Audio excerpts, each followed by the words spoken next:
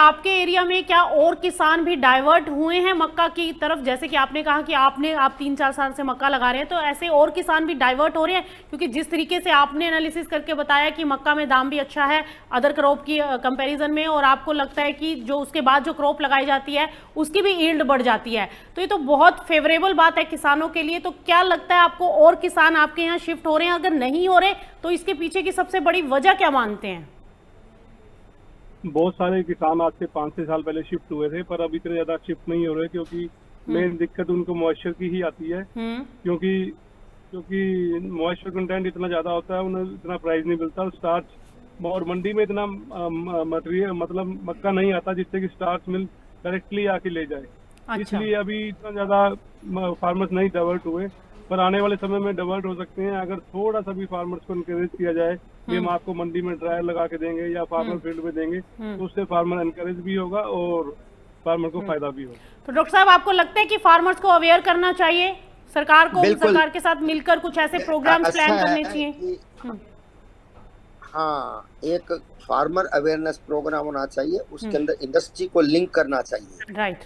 क्योंकि इंडस्ट्री के अंदर आप हमारे हिंदुस्तान हरियाणा के अंदर सबसे बड़ी इंडस्ट्री है हम्म। आपकी, जो आज 2500 टन पर डे क्रश कर दिया मक्का को। अच्छा। और मेरी उनसे अभी 2 दिन पहले बात भी हुई थी हम्म। कि अगर वो किसान मक्का लगाते हैं तो हम उनका मक्का उनके डोर स्टेप पर भी खरीद लेंगे। हम्म। दूसरी बात यह है कि मैंने कल भी कहा था, एक प्रोक्योरमेंट इश्यू है।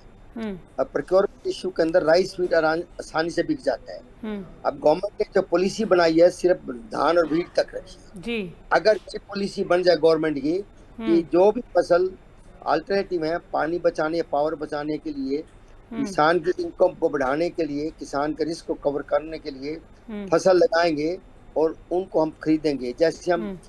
ऑयल सीड को बाहर से मंगाते हैं, ऑयल को, हम्म।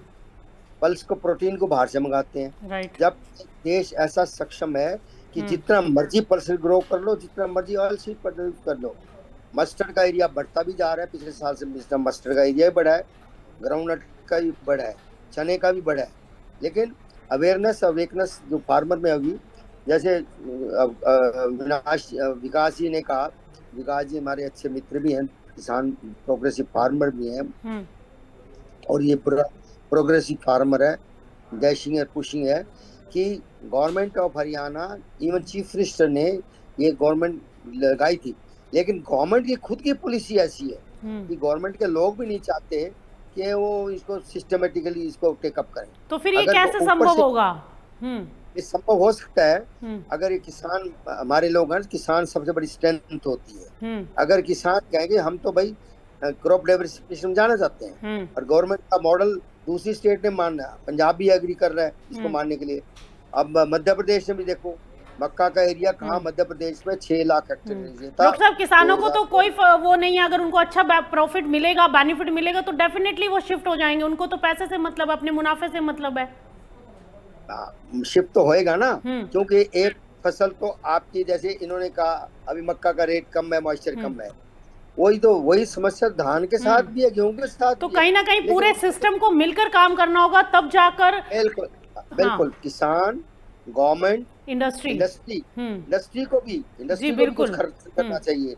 ये नहीं कि इंडस्ट्री प्रॉफिट प्रॉफिट की तरफ जाए। हम्म। अब इंडस्ट्री को ड्रायर लगाने चाहिए, हम्म। इंडस्ट्री को ट्रांसपोर्ट का अलाउंस भी देना चाहिए, जो फार्मर हम्म। के लेकर आता है उसकी गेट मिल पर। हम्म। और ये जमुना स्टार्च मिल से मेरी बात हुई, शुगर मिल, वो भी दे रहे हैं, वो हम्म। देंगे। हाँ, लेकिन मक्का अगर सुखा के लाएंगे तो उनकी इंडस्ट्री को लॉस नहीं होगा, क्योंकि हम्म। मक्का के जब मॉइस्चर ज्यादा होता है तो एफ्लाटॉक्सिन प्रॉब्लम है। हम्म। जब एफ्लाटॉक्सिन हो जाता है तो ना तो फूड के लिए लायक रहता है फूड, हम्म। मक्का, और ना स्टार्च की क्वालिटी खराब हो जाती है, हम्म। और ना लाइफ स्टॉक का जो कंसंट्रेट या हम्म। फोडर के अंदर जाता है वो भी नहीं आता। हम्म। इसलिए ये जब किसानों को भी थोड़ा सोचना होगा, हम्म। किसान को भी अवेयरनेस होना है, उनको भी समझदार हो गए किसान हरियाणा पंजाब के। हम्म। अब यूपी के देखो किसान मक्का सुखा कर ले जा रहे हैं। हम्म। मध्य प्रदेश के प्राइस कम है, जहाँ प्राइस कम क्यों है? हम्म। अगर आपका मक्का 20% पर है तो आपका मक्का तो 7 किलो तो मक्का वैसे घट गया। हम्म। अब 7 किलो वजन घटना का उसको 250-300 रुपए का तो मक्का का रेट कम किसान, हम्म। इंडस्ट्री वाला, ये स्टार्च इंडस्ट्री वाला ट्रेडर क्यों देगा? जी। अगर इस मक्के को टाइम पर पकाएगा तो मक्का की पैदावार भी बढ़ जाएगी। हम्म। अगर वो कच्ची मक्की काटेगा तो ऊपर के दाने होते हैं वो कच्चे रह जाते हैं, और शेलिंग जब करते हैं तो दाना उड़ जाता है। अच्छा। और किसी को ये सोचना चाहिए, ईल्ड भी बढ़ जाएगी उसकी, मक्का की क्वालिटी बढ़ जाएगी, और उसकी मक्का ड्राई होगा, और लेने वाला भी खुश होकर लेगा, उसके पीछे पीछे होगा। विकास जी आपसे जानना और चाहेंगे। एक जी दूसरी जी बात मैंने कहा, जी बोलिए। ये मैंने कहा कि जैसे शुगर इंडस्ट्री है, शुगर की इंडस्ट्री है, वो शुगर के इंडस्ट्री शुगर कैचमेंट एरिया के अंदर शुगर केन वालों को सब फैसिलिटीज देती हैं, और प्रोक्योरमेंट की भी बात करती हैं। और इस तरीके से इंडस्ट्री वालों को भी चाहिए कि समय पर वो अपने आदमी लगाएं, भाई कैसा उनको मक्का चाहिए, कैसे ड्राई मक्का चाहिए,